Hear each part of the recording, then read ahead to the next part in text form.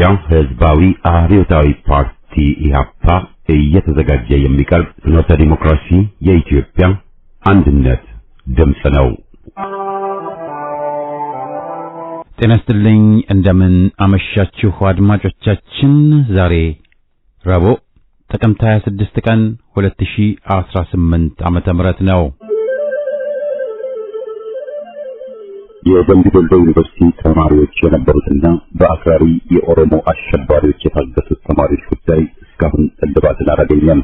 ብዙዎቹ ልጃገረዶች የሆኑት እነዚህ የአማራ ወጣቶች ከታገቱ ረቡዕ ጥቅምት 26 ቀን 2030 ቀናት አለፋቸው። የወጣቶቹ ሰቆቃ ያብቃ እንበል። እስከ መቼ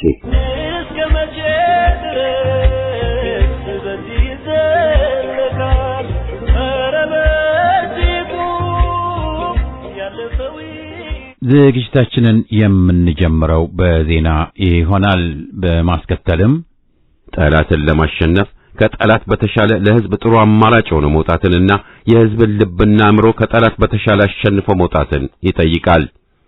ለዚህ ሁሉ ስኬት ግን ሕዝባዊ ብሔራዊና ዴሞክራሲያዊ ድርጅቶች በአገሪቱ ውስጥ ተጠናክረው እንዲወጡና የአንድነት ኃይሉ ግንባር እንዲፈጠር ጥረቱ ተጠናክሮ መቀጠል አለበት። ትግላችን አሁንም የሥርዓት ለውጥ ለማምጣት ነው በሚል ርዕስ የቀረበ የፍኖተ ዴሞክራሲ ሀተታ ነው።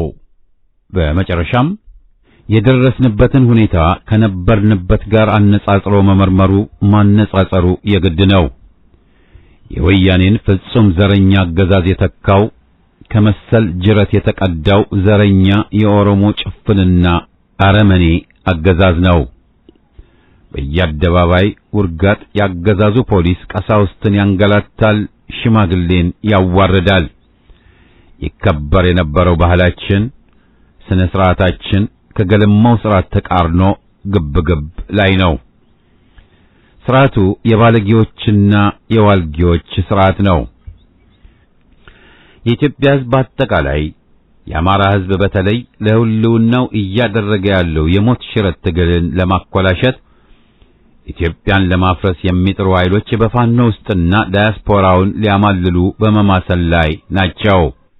የኢትዮጵያ ሕዝባዊ አብዮታዊ ፓርቲ ኢህአፓ ልሳን ዴሞክራሲያ የግንቦት ወር 2016 ዓመተ ምህረት እትምን አሰምተን የዛሬ ዝግጅታችን ፍጻሜ ይሆናል።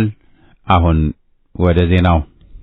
በላይ ዘለቀ ሕዝብ በጉባኤ መቋጫ ላይ የተሰጠው የአቋም መግለጫ ይፋ ሆኗል። በድርጅታዊ ማዕከላዊነት የህልውና ትግላችንን ዓላማ እናሳካለን በማለት የበላይ ዘለቀ ሕዝብ በጉባኤ መቋጫ ላይ መግለጫ ወጥተዋል። በላይ ዘለቀ ሕዝብ ከመስከረም 23 እስከ ጥቅምት 7 2018 ዓመታዊ የሥራ አፈጻጸም ጉባኤውን ያደረገ ሲሆን የጀመረው የህልውና ትግል ከያዝነው ነባራዊ እውነት ባሻገር ብርቱ መድኃኒትን፣ ክህሎትን፣ ልዩ ልዩ የትግል ስልትን፣ መንገዶችን መንደፍም ጭምር አጥብቆ ይሻል በሚል ያትታል። በውይይቱ ፖለቲካ አቅም ያድጋል። በውይይት የሀሳብ ልዩነት ያድጋሉ። በውይይት ጓዳዊ መስተጋብሮችና አዳዲስ የአሰራር መንገዶች ይቀየሳሉ ብለዋል። ከምንም በላይ ደግሞ ልዩ ልዩ ስልጠናዎች በጋራ መውሰድ፣ አንድም መስጠት ያረዳድ ልዩነትን ለማጥበብ ያግዛል። በዚህ መሰረት የአማራ ፋኖ ብሔራዊ ኃይል በላይ ዘለቀ አመራሮች ለጋራ ትግል፣ ለጋራ ዓላማ ግብ በጋራ መምከር፣ መሰልጠን በማስፈለጉ ይህ ታሪካዊ ጉባኤ ተዘጋጅቶ በተሳካ መንገድ ተጠናቋል ብለዋል። ይህ ታሪካዊ ጉባኤ ቃል በድርጅታዊ ማዕከላዊነት የህልውና ትግላችን ዓላማ እናሳካለን በሚል ሲሆን ድርጅታዊ ማዕከላዊነትን አሁን ላይ ያለውን የተወታተነ ኃይል፣ የተወታተነ ሀሳብ፣ የተወታተነ አደረጃጀት በአማራነት እሴት አንድም በአማራነት አስተሳሰብና በመታገያ ጉዳያችን ኃይል ለውጥ የነገር ጉዳይ አማካይነት የሚከናወን ቁልፍ እሳቤ ሲሆን የህልውና ትግላችን እድገቱ የአደረጃጀት የኃይል ግንባታ ሰፊነቱ የጥላት ደካማና ተለዋዋጭ የአጥፊነት መንገዱ የቀጠናው መልክዓ ፖለቲካዊ ተለዋዋጭ እንቅስቃሴው የዓለም አቀፉ ግዙፍ ተቋማት ስርዓቱ ላይ ያላቸው አተያይን በተሟላ መንገድ ማስተካከል የሚቻለው ወጥ የሆነ ማዕከላዊነቱን የጠበቀ ተቋማዊ አንድን ድርጅታዊ አሰራር ማሳደግና ማክበር ሲቻል እንደሆነ በጽኑ እናምናለን ብለዋል።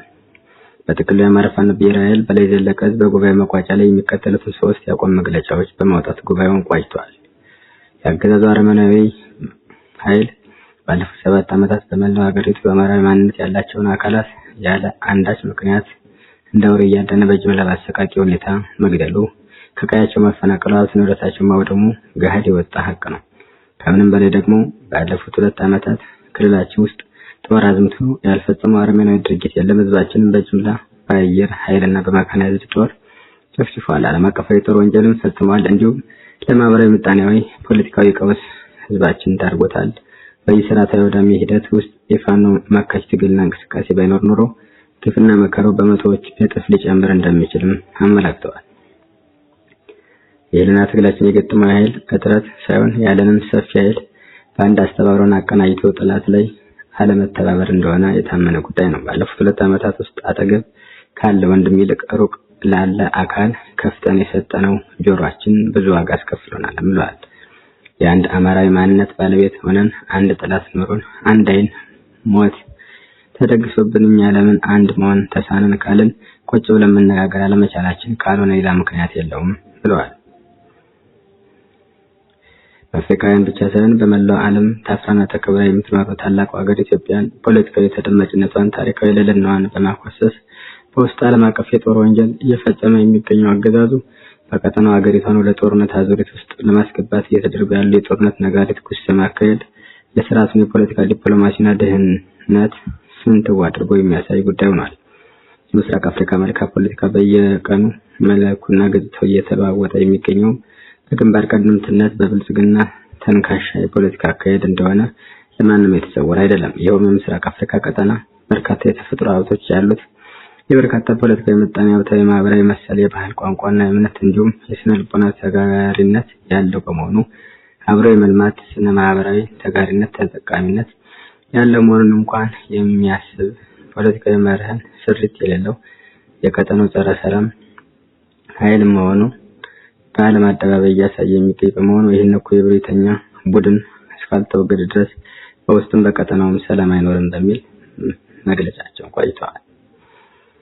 የሚኒሊክ እዝ በዘመቻ ባናዶ የተገኙ ድሎችን አስጠብቆ አዳዲስ ድሎችን እያስመዘገበ ይገኛል። በሰሜን ወሎ ዞን ወረዳ ታዳጊ ከተሞች ኮንስታይ፣ ሻሙሲታ፣ አሁን ተገኝ፣ ቀበሮ ሜዳና ሌሎች ታዳጊ ከተሞች በሚኒሊክ እዝ በቁጥር ስር ገብተዋል። እነዚህ ድሎች የተመዘገቡ ያሉት አዲስ በተደራጀው በኮሩ ሰብሳቢ በሻለቃ ባቡና ወታደራዊ አዛዡ አርበኛ ተመስገን አለባቸው የሚመራው የደጋው መብረቅ ኮር አህዶች ሲሆኑ የዞብል አምባ ክፍለ ጦር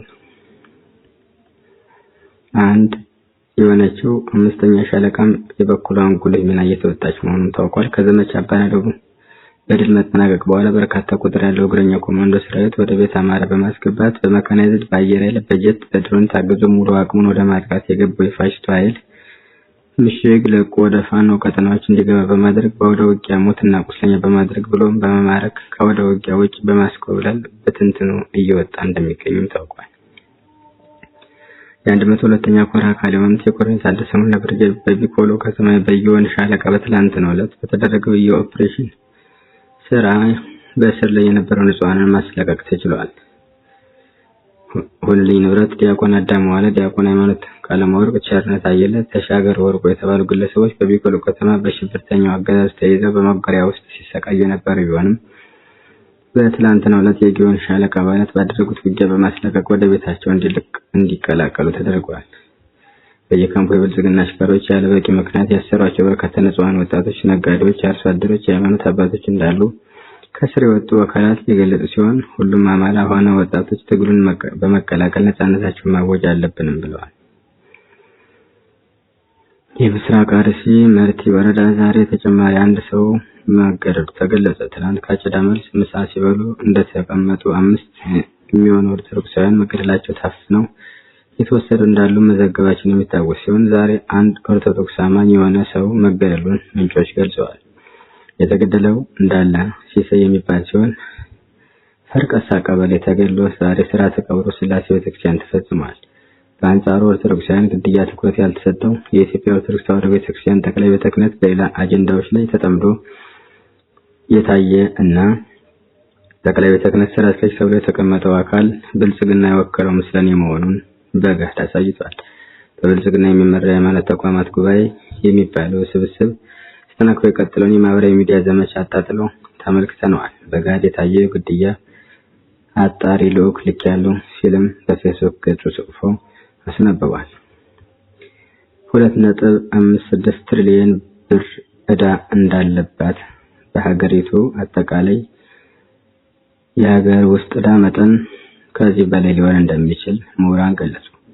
የኢትዮጵያ አጠቃላይ የሀገር ዕዳ መጠን 2.56 ትሪሊዮን ብር መድረሱ ተገልጿል። የኢትዮጵያ የሀገር ውስጥ ዕዳ መጠን በመስከረም 2025 መጨረሻ ላይ 2.56 ትሪሊዮን ብር መሆኑ ተገልጿል። አገዛዙ የግምጃ ቤት ሰነዶች ገበያን በመጠቀም ገንዘብን በማሰባሰብ ረገድ ስኬታማ እንዳልሆነና ባለሀብቶች ግን ለረጅም ጊዜ ዕዳ ጥንቃቄ በማድረግ በአጭር ጊዜ ዋስትና ላይ ብቻ ፍላጎታቸውን ማሳየታቸው ተጠቁሟል። እያንዳንዱ ቦታ ቁልፍ ቦታ በሚል ይዘው ለይስሙላ ወንበር ላይ ተቀምጠው የሚገኙት ያገዛዙ ኃይሎች የፖለቲካ እድሜያቸውን ከማራዘም ውጭ ምንም አይነት ለሀገሪቱ ኢኮኖሚያዊ እድገት ፋይዳ እንዳላመጡ መረጃዎች ያመለክታሉ። ተንታኞች እንደሚሉት ይህ ከፍተኛ ኪሳራ ተጨማሪ ችግሮችና ውድመቶችን ሊያስከትል እንደሚችልና በቀጣይም የኢኮኖሚው ዘርፍ የቢዝነስና የገንዘቡን ዘርፍ ጠንከር ያሉና የተማሩ የተሻለ እውቀት ያላቸው አካላት እስካልመሩት ድረስ ሀገሪቱ በልዩ ደረጃ ሊከፈል የማይችል ከፍተኛ ዕዳ ውስጥ ልትዘፈቅ እንደምትችልና ሙሉ በሙሉ ሀገሪቷን ባለ ዕዳዎች ሊረከቡ እንደሚችሉ በቀጣይም በዘመናዊ መንገድ ቀኝ ግዛቱ ተጠናክሮ ሊቀጥል እንደሚችል አመላካችና አስፈሪ ነገሮች እንዳሉ ሊቃን ጠቁመዋል። የዕለቱ ነው። ከዚያ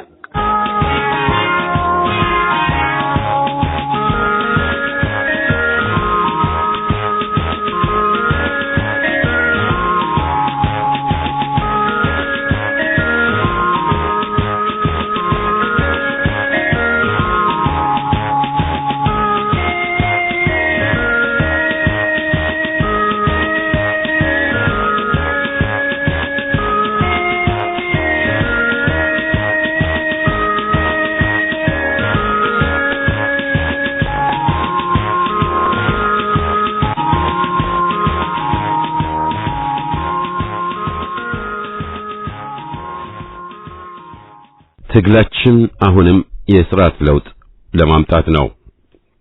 ትግል የራት ግብዣ አይደለም።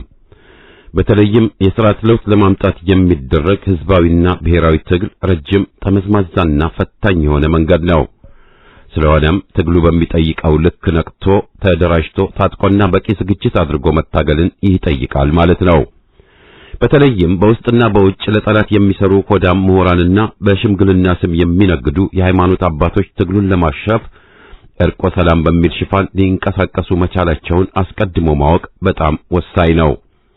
ድሮም ሆነ ዘንድሮ እነኚህ ሐሳዊ መሲሖች የሚታወቁት በእርቅ ወሰላም ወገንን ማዘናጋትና የሚታገለው ወገን ለጥገናዊ ለውጥ እንዲንበረከክ በማድረግ ነው። ይህን ካልን በኋላ በመሰረቱ ትግሉ ራሱ የሆነ ስልት፣ ጥበብ፣ ዘዴና ስርዓት ያለው ማህበራዊ ጥበብ ነው። ስለ ትግል ስለተወራ ታጥቆ ስለተንቀሳቀሰና ጠላትን አዘውትሮ ስለተሳደበ ብቻ ጠላትን ማሸነፍ ይቻላል ማለት አይደለም። ጠላትን ማሸነፍና የሚቻለው ከሞላ ጎደል በሚከተሉት ፖለቲካዊ፣ ማህበራዊና ድርጅታዊ ዝግጅቶች ላይ የጋራ ስምምነት ላይ ሲደረስና ሁሉም በጋራ ስምምነቱና ውሳኔው ተገዢ ሆኖ ሲታገል ነው። ስለዚህ ጠላትን ማሸነፍ የሚቻለው በመጀመሪያ በጋራ ስምምነትና ውሳኔ መሰረት የተዋጣለት የፖለቲካ ኃይል ሆኖ መውጣትን ይጠይቃል። ቀጥሎም ዘመኑን የዋጀና የአዲሱን ትውልድ የትግል መንፈስ የቃኘ የፖለቲካ መስመር፣ የፖለቲካ ርዕዮተ ዓለም፣ የፖለቲካ አጀንዳ፣ ዓላማና ግብን ይዞ መውጣትን ይጠይቃል። በተጨማሪም ጠላትን ለማሸነፍ ከርሱ በበለጠ መደራጀትን፣ በመርህ መመራትንና ሁለንተናዊ የሆነ ፖለቲካዊ፣ ታሪካዊ፣ ኢኮኖሚያዊ፣ ማህበራዊና ዲፕሎማሲያዊ ወዘተ ግንዛቤ ማሳደግን ይጠይቃል። ጠላትን ለማሸነፍ ከጠላት በተሻለ ለህዝብ ጥሩ አማራጭ ሆኖ መውጣትንና የህዝብን ልብና አእምሮ ከጠላት በተሻለ አሸንፎ መውጣትን ይጠይቃል። ለዚህ ሁሉ ስኬት ግን ህዝባዊ ብሔራዊና ዴሞክራሲያዊ ድርጅቶች በአገሪቱ ውስጥ ተጠናክረው እንዲወጡና የአንድነት ኃይሉ ግንባር እንዲፈጠር ጥረቱ ተጠናክሮ መቀጠል አለበት። ሂደቱ በበለጠ ህዝባዊና ዴሞክራሲያዊ ሊሆን የሚችለው ሰፊው ህዝብ ሲሳተፍ ነውና ሰፊው ህዝብ በሰፊው ማንቃት፣ ማደራጀትና ማስታጠቅ ለብሔራዊና ህዝባዊ ድሉ በጣም ወሳኝ ነው። በመሰረቱ ቢሆን ኖሮ የሚለው አባባል ቤት ይሰራል ተብሎ ባይገመትም ቅሉ ዛሬ ላይ ቆመን በ1966 ዓመተ ምህረት የፈነዳው አብዮት ግቡን ቢመታ ኑሮ ግን አሁን በአገራችን ውስጥ ያለው የፖለቲካ ጨዋታ ሌላ መልክ በያዘ ነበር ብሎ መደምደሙ ስህተት ሊሆን አይችልም። በሌላ አነጋገር አብዮቱ ግቡን ቢመታ ኖሮ አገራችን በአሁኑ ጊዜ በተሻለ የፖለቲካ የማህበራዊና የኢኮኖሚ እድገቷ ከፍተኛ ደረጃ በደረሰች ነበር ለማለት ነው።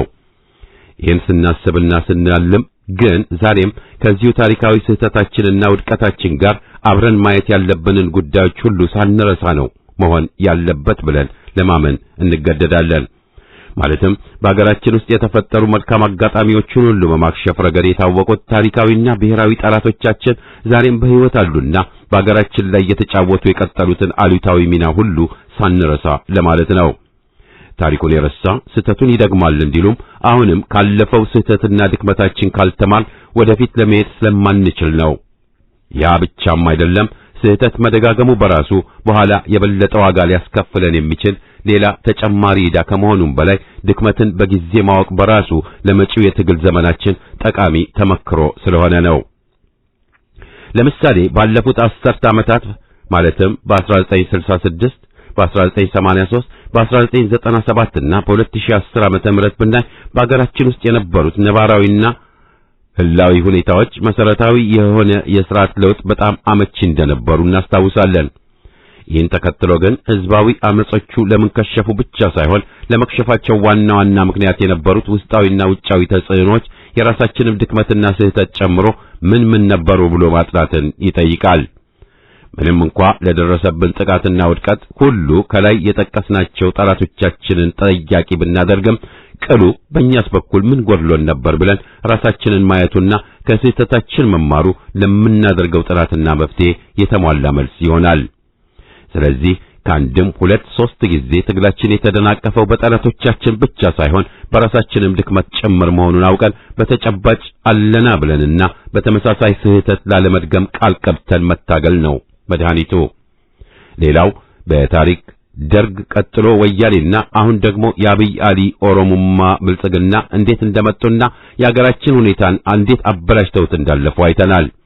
እናም አሁን አገራችን ያለችበትን ሁለንተናዊ ሁኔታ ስንገመገም እድገቷ ከድጡ ወደ ማጡ የገባው እነኚህ ጣምራ ጠላቶቻችን ወደ ስልጣን ከመጡ ጊዜ ጀምሮ መሆኑን በግልጽ እናያለን።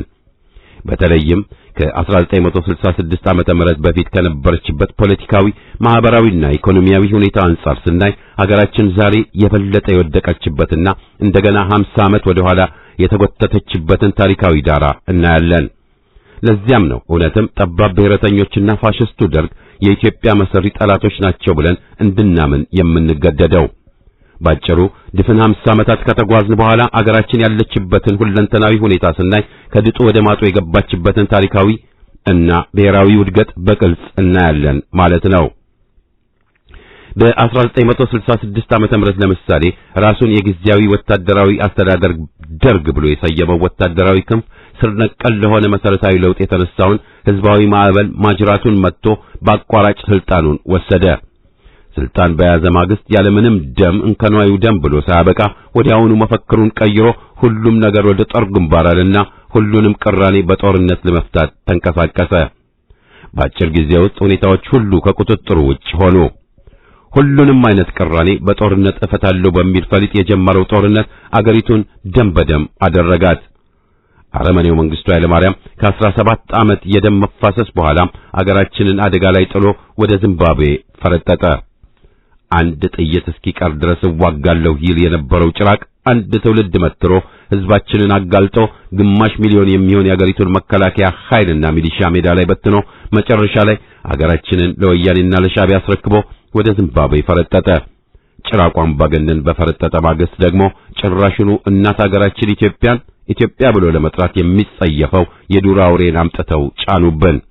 ወያኔም ለ27 ዓመት ከጨፈረብን በኋላ በራሱ አካል አምሳል የፈጠረውን ግልገል አምባገነን በላያችን ላይ ጭኖ ወደ መቀሌ ፈረጠጠ። ታሪክ ባጭሩ ይልሃል ይህ ነው። ጠባብ ብሔረተኝነት ይውደም፣ ኢትዮጵያዊነት ያሸንፋል።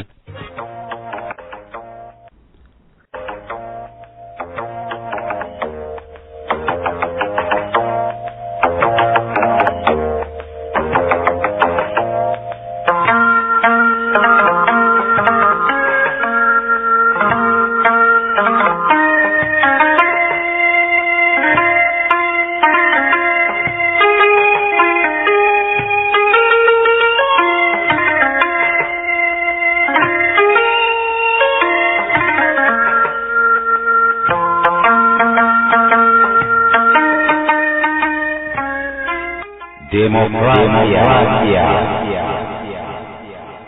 የኢትዮጵያ ሕዝባዊ አብዮታዊ ፓርቲ ኢህአፓ ልሳን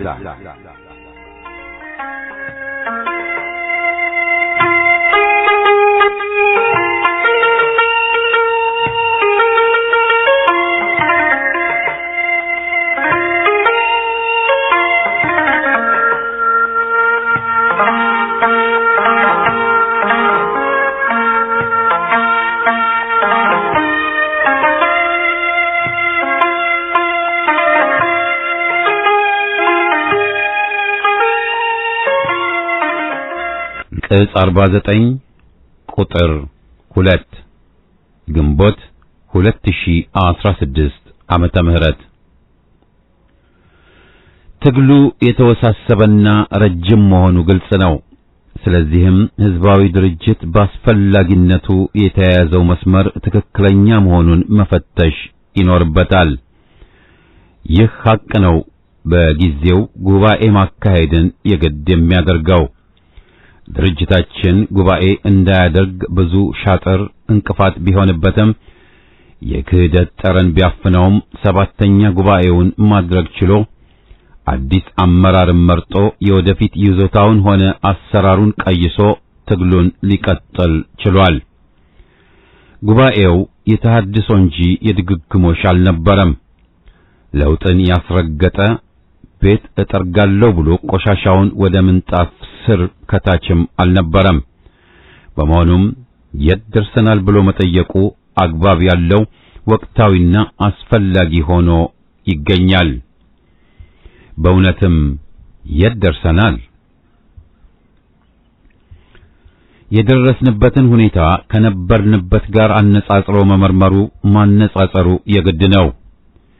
የወያኔን ፍጹም ዘረኛ አገዛዝ የተካው ከመሰል ጅረት የተቀዳው ዘረኛ የኦሮሞ ጭፍንና አረመኔ አገዛዝ ነው። ለውጥ የተባለው የዘረኞች ቅይር ነው። በቀላል አቀራረብ ጎይቶምን ጉዲና ተክቶታል። የአገዛዝ ለከት፣ ሀፍረት፣ ይሉኝታ፣ ርህራሄ የሌለው ድፍንቅል አረመኔ አገዛዝ በመሆኑም የኢትዮጵያ ሕዝብ ስቃይና ሰቆቃ ተባባሰ እንጂ አልቀነሰም፣ አልተቀየረም። ከድጡ ወደ ማጡ፣ ከእንጦርጦስ ወደ ገሃነም ነው። በዚህም በዚያም በአሁኑ ጊዜ የቅራኔ አፈረጃጀቱ ዋናው ቅራኔ በሰፊው ሕዝብና በዘረኛው የኦሮሞ አገዛዝ መሃል ያለው ነው። ቀደም ኮሎኔሉን ለውጥ አምጪና አገር ወዳድ ያሉ ነበሩ። ይህ ደግሞ ዋና ጠላት ወያኔ ብቻ እንጂ ኮሎኔሉን አይመለከትም ብለው የጠመሙም ነበሩ። ይህ የተሳሳተ አቋም ኢህአፓንም በክሎ ለዓመታት አሽመድምዶት ነበር። የአንጃ ክስተት ሆኖ ድርጅቱን ያሽመደመደ ይህ የተሳሳተ ፍረጃ በሰባተኛው የተሐድሶ ጉባኤ ተወግዷል። ኢህአፓ ቀይዶ የነበረውን የእግር ብረት አውልቆ ከጣለ በኋላ መስመሩን አስተካክሎ ዘረኞችን በሞላ ሊጋተር ተነስቷል። ከዘረኞች ጋር በንክኪም እንዳይቆሽሽም በሚል እንሞዳሞድ ባዮችን ሆነ በትብብር ሽፋን ሊያኮላሹት የተነሱትን ወግዱ ብሎ ጸንቷል። ብዙሃኑ የኢትዮጵያ ሕዝብ ከዘረኛው አገዛዝና ከዘረኝነት ጋር ያለው ቅራኔ አብይ ቅራኔን ቦታ ይዟል። በሁሉም ፈርጅ የኦሮሞማው አገዛዝ በአሜሪካና ኤሚሬትስ ድጋፍ ለስልጣን ከበቃ በኋላ የኢትዮጵያ ሕዝብ መከራና ሰቆቃ ተባብሶና ጨምሮ ይገኛል። በቡራዩ የጀመረው ፍጅት በአገር ሙሉ ተስፋፍቶ የኮሎኔሉ ጦር ሸኔ በሚል ስምም ተከናንቦ በሕዝብ ላይ በተለይም በአማራው ላይ ባስከፊ ጭካኔ ተጠናክሮ ሕዝብን እርስ በርስ በሚያፋጅ መጠን አሁንም በመካሄድ ላይ ነው። ሥራ አጥነት ሊቀንስ ቀርቶ ወጣት ለአቅመ ሔዋን ያልደረሱ ሕፃናትን ሳይቀር ለሴተኛ ዳሪነት ዳርጓል። የደሞዝ ጭማሪ ሊታይ ቀርቶ አይነሳም። የኮሎኔሉ ሚኒስትሮች ጭማሪ መጠየቅ ክህደት ነው እስከ ማለትም ደርሰዋል። ሰላም ደብዛው ጠፍቷል። ስለ ሁኔታው አስከፊነት ማንሳት ራሱ ተረስቷል። አሜሪካ አሁንም ቢሆን ፋሽስቱን አገዛዝ እየደገፈች ትገኛለች። ኤሚሬትስ ለኮሎኔሉ ጦር መሳሪያ ገዢ ናት። የኢትዮጵያን መድከም በሃይማኖትም ልዩነት መናቆርም ጠላቶቹ ሁሉ የቅርቦቹም የራቁትም የሚመኙት ነው። ዜጎች በገዛ ሀገራቸው ጠዋት ከቤት ወጥተው ማታ በሰላም ለመመለሳቸው ዋስትና የላቸውም። ዜጎች ይጠለፋሉ። ከ4000 ብር እስከ 400,000ና ሚሊዮን ካልከፈሉ አይለቀቁም። ሙስና አገራችንን መለያው አድርጓታል። ፍትህ ዘበት ሆኗል። ግብረ ሰየልም የሁሉም እስረኛ ዕጣ ነው። በሰራዊቱ ተሰልፎ ለኢትዮጵያ የተዋደቀው መንገድ የተጣለ ሲሆን ይህ ጸያፍ ዘረኛ አገዛዝ አገራችንን ሊያዋርድ ታክቶ እየሰራ ነው። የሀገር በዓላት ኢትዮጵያ እስካሉ ድረስ እንዳይከበሩ፣ ሰንደቅ ዓላማችን እንዳይውለበለብ አግደዋል። ለሀገሩ መዋደቅ መሰዋት ግንባር ቀደም ሆኖ ታሪክ የሰራውን የአማራ ሕዝብ ታሪኩን ክደውና ከልሰው በአንጻሩ ልቦለዱን ጥላቻ ቀፍቃፊ ዘረኛ ድርሰት ያስፋፋሉ። ጸረ ኢትዮጵያዊነታቸው ነጋ ጠባ ይከሰታል። አገራችንን የሚያዋርድ ማንኛውም አጋጣሚ እንደ ጥንባንሳ ጆፌ አሞራ ይጠራቸዋል። የኢትዮጵያ ዋና ጠላትና በቆራት ትግል መደምሰስ ያለበት አገዛዝ ነው። በኢትዮጵያ የንግግር የፕሬስ ነጻነት የለም። በእስር ላይ ያሉ ጋዜጠኞች ከሀገር የተሰደዱትም ብዙ ናቸው። አድዋን ማክበር ያስቀጣል፣ ሰንደቅን ማውለብለብ ያሳስራል። ሳንሱር አሁንም አለ። የደህንነት ሰራዊታቸው የሕዝብን መብት አፋኝ ተቋም ነው። ፍትህና የሕግ ሥርዓት ከሀገር ከጠፉ ዓመታት አልፈዋል። ዜጋ መብቱን ተነፍጎ ይቀፈደዳል። በየአደባባይ ውርጋጥ ያገዛዙ ፖሊስ ቀሳውስትን ያንገላታል፣ ሽማግሌን ያዋርዳል። ይከበር የነበረው ባህላችን፣ ስነ ሥርዓታችን ከገለማው ሥርዓት ተቃርኖ ግብግብ ላይ ነው። ሥርዓቱ የባለጌዎችና የዋልጌዎች ሥርዓት ነው። ማህበረሰቡን አቃውሰውታል። ፍጅት መለያቸው ነው። በጥገና ታሽቶ የሚቀና አይደለም።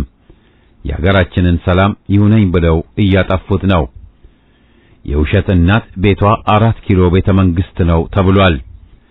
ሐቀኛ ዜና እንዳይቀርብ ከልክሎ በብዙ ወጪ አገር ወዳድ አስመስሎ በከፈታቸው መገናኛ ብዙሃን በሬ ወለደን ያሰራጫል። ኢንተርኔት አገልግሎትን ይዘጋል። ከትላንት ዛሬ ችግሩና ቀውሱ ተባብሷል። አገዛዙ በአስከፊ ደረጃ ጠቧል፣ ገልምቷል። አዲስ የኦሮሞ ኦህዴድ ገዢ መደብ ይሉኝታ ያልተፈጠረበት ነው። 30 ሚሊዮን ሕዝብ ተርቧል። በለመዱት እና አሜሪካ ኢኮኖሚው አድጓል ተመንድጓል ቢሉም ኢኮኖሚው ተንኮታክቷል። አገዛዙ ራሱ 22 በላይ ባንኮችን በሸኔ ብሎ እንደዘረፈው ሁሉ ብሔራዊ የሚባሉትን ባንኮች፣ አየር መንገድ ወዘተ የራሱ የግሉ አድርጓቸዋል። አየር መንገዱ ላይ ማዕቀብ ማድረግ አስፈላጊ ነው ስንል የባጀነው ወታደርና መሳሪያ አመላላሽ በመሆኑ ብቻ ሳይሆን ገቢውም ለሕዝብ መፍጃ መሳሪያ መግዣ በመዋሉም ነው። በኢኮኖሚው መስክ ትግላችን ባገዛዙ ላይ ሁለገብ ማዕቀብን ማድረግ ሕዝባዊ መሳሪያችን ነው። የብር ምንዛሪ አቅም ወድቋል። ይበልጥ ውድቀትም በቅርቡ ይታወጃል። የኢትዮጵያ ብድር ብዙ ቢሊዮን ዶላርን አልፏል። ዋስትና የሆነው የቡና ምርት ለዓመታት ተይዟል። መርዶው በዛ እንዳይባል እንጂ የኢትዮጵያ ማለት ራሱ ልቦለድን ማስተናገድ ከሆነ ዓመታት አልፈዋል። የሕዝብን ቤቶች እያፈረሱና ታሪካዊ ማስታወሻን ድራሽ እያጠፉ ለጥቂቶች ጥቅም ብቻ የሚውሉ ሕንጻዎችን ገንብቶ ከተማዋ ተዋበች፣ አገር አደገች ማለቱ ዛሬ ማንንም አያታልልም። በወዳደቁ የኳርቶን ቤቶችም ለመኖር ያልቻሉ ሚሊዮኖች መንገድ አዳሪ መሆናቸው ሊደበቅ ያልቻለ ከመሆኑም በላይ መሬት ቪላ ለኦሮሞ ራቆት በመንገድ ለአማራ የሚለውን መፈክር በመከተል አሁንም በሺዎች የሚቆጠሩ አማራ ሕፃናት ሳይቀር መንገድ አዳሪ ሆነዋል። የኑሮ ውድነት፣ የቲማቲም 35 ብር በኪሎ፣ ቃሪያ ሽንኩርት 55 ብር በኪሎ፣ ሊትር ዘይት 1170 ብር፣ ነጭ ሽንኩርት ዋጋ ጣራን ጥሶ በመናሩ ለከተሜው በቀን 3 መብላት የሩቅ ጊዜ ትዝታ ሆኗል። ኢኮኖሚውን ሆነ ጠቅላላ አገዛዙን ኦሮሞ ማድረግ ምንም ችግርን አልፈታም፣ መሻሻል አላመጣም። በወያኔ ጊዜ ታይቶ ከነበረው የባሰ ቀውስን ቀፍቅፏል። ሕዝብን ከስልጣን ያገለለና በዘረኝነት ላይ የተመሰረተ አገዛዝ ቀውስ ቀፍቃፊ እንጂ እድገትን ሊያመጣ የሚችል አይሆንም። እስከዛሬ የተገኙ ድሎች ይቀለበሳሉ። ሕዝብ ይበልጥ ይከፋፈላል። የጦርነት መፍትሄነት ብዙዎችን ያሳምናል። ሰላም ፍለጋ ከቅዠት ይፈረጃል። ትንኝ ምንም ቢገዝፍ ታላቅ አዋቂ ቢባል ትንኝነቱ የሚቀየር አይሆንም። በዓለም አቀፍ ደረጃ የትምህርት ይዞታ ስለወደቀ የዶክተር ፕሮፌሰሩ የመሐይምነት ታፔላ ከመሆን ሌላ ፋይዳ የማይኖረው ይሆናል። አዛውንቱና አዋቂው የሚገለልበት የሚናቅበት እውነታም ይከሰታል። የነ ምሁር ትርጉምም ከኔቢጤ አቶ የተለየና የመጠቀ መሆን ያቅተዋል። የወደቀ ኢኮኖሚ፣ የተወናበደ ፖለቲካ፣ ቀውስ አቀፍ የዘቀጠና የማይፈለግ ማህበረሰባዊ ሁኔታ ባጭሩ ከድጡ ወደ ማጡ ያለንበትን ሁኔታ ገላጭ ይሆናል። አንዳንዶች ነገሩ ያው ነው፣ መፈክራቸውም ለውጥ የለው ብለው ያማርራሉ። ሁኔታዎች ካልተቀየሩ መፈክሮች መቀየራቸው ስህተት ነው። መሬት ላራሹ ዛሬም ወቅታዊ መፈክር ሆኖ ያለው የአርሶ አደሩ ሰቆቃ ባሰ እንጂ ተወገደ ሊባል ባለመቻሉ ነው። አምባገነኖች ለስልጣን እየበቁ የሽግግር መንግስት ጥያቄ ተንጠልጥሎ ተክዶ ከርሟል። ህዝባዊ መንግስት ያልነው መፈክርም እንዲሁ ተሸውደናል። መፈክራችንን ነጥቀው ሲበርዙት መቋቋም አቅቶናል። ከአምባገነን አገዛዝ ጋር ድርድር፣ ውይይት የህዝብ ምርጫ ሊሆን አይችልም። የህዝብን ፍላጎት የደገፉ መስሎ አታሎና አወናብዶ መፈክሩን ነፍስና ይዘት ማሳጣት ከፋሽስት መንግስቱ ጀምሮ አምባገነኖቹ የተካኑበት ብልጣብልጥ የአረመኔው መንግስቱ ብልጥነት ሆኗል። አረመኔውና ሰው በላው መንግስቱ ራሱን ጊዜያዊ ብሎ ለብዙ ዓመታት እያስለቀሰ ተወዝፎብናል። ሰው በላው ወያኔ ህዝባዊ ብሎ ዘረኛ ጸረ ህዝብ አገዛዝን ለ27 ዓመታት ጭኖብን ቆይቷል። ዘረኛው ኮሎኔል ዳግማዊ ወያኔ ሊሆንብን እየተፈራገጠብን ነው። ህዝብ ጠላቶቹን አውቋል። የኮሎኔሉም ድጋፍ ባያሌው ቀንሷል። በጦር ሜዳ ኪሳራው በስቶ ሽንፈትን ይከናነባል የሚለውን መደምደሚያ እና አሜሪካም የሚጋሩት ሆኗል። ድላችንን እንዳይቀሙን መዋደቅም የህዝብ ግዳጅ ሆኖ መጥቷል። ከዛሬው ይጠበቅብናል። አሳልፎ ሰጥቶ ቁጭት ምንም ፋይዳ የለውም። ለህዝብ የሚበጅን ለውጥ ማምጣት ለአንዴም ለሁሌም ታግለን ዘረኛውን አገዛዝ ከነክልል ግሳንግሱ ትቢያ መወርወር አለብን። የአካባቢው ሁኔታም ከህዝብ እይታ አንጻር ለሀገራችን ያመቸ እንዲሆን ለማድረግ ገና ብዙ ትግልን ጠያቂ ነው። በአባይ ግድብ ግንባታ የተነሳ በርካታ አረብ ሀገሮች ከግብጽ ጋር ተሰልፈዋል። የውጭ ጉዳይ ፖለቲካን ቀያሽ ችሎታ አልባ የሆኑ በመሆናቸው የኢትዮጵያ ወዳጆች ቁጥር ቀንሶ አፍቃሪ ወያኔ የነበሩ ሁሉ በአንጻራችን ተሰልፈዋል። የቅርብም ሆነ የሩቅ ጠላቶቻችን በዝተዋል። ከኢትዮጵያ ጥቅም አንጻር ወዳጆችን ከማጠናከር ይልቅ መሳለቂያ ሆኖ የከረመው ዘረኛ አገዛዝ በአፍሪካ ደረጃ እንኳ አስተማማኝ ወዳጅ ለኢትዮጵያ ማትረፍ አልቻለም።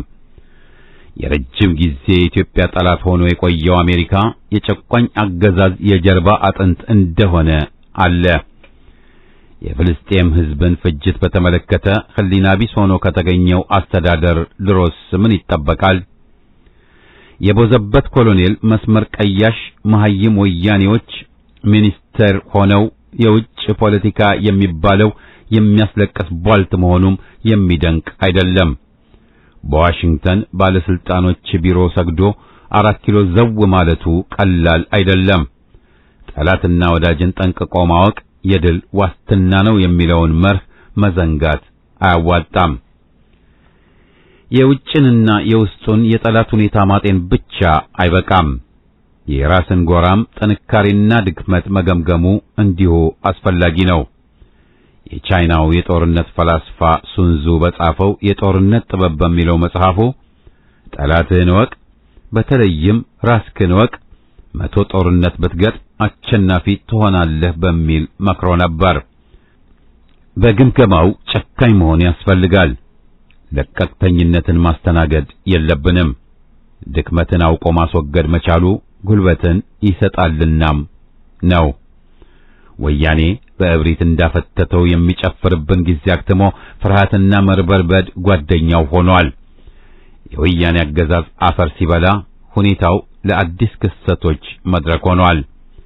ኢህአፓ ውስጥ ኮሎኔሉን ካልደገፍን የሚሉ ሽንፈተኞች መግለጫ አውጥተን ከጎንህ ቆመናል ብለን ይፋ ድጋፍ እንስጠው ብለው የአዲስ አንጃ ጭንቅላታቸውን አንስተው በተወሰኑ ክፍሎች የበዛ ድምፅ አለን ብለው የድርጅቱን ሥራ ለ5 ዓመታት አደናቀፉ።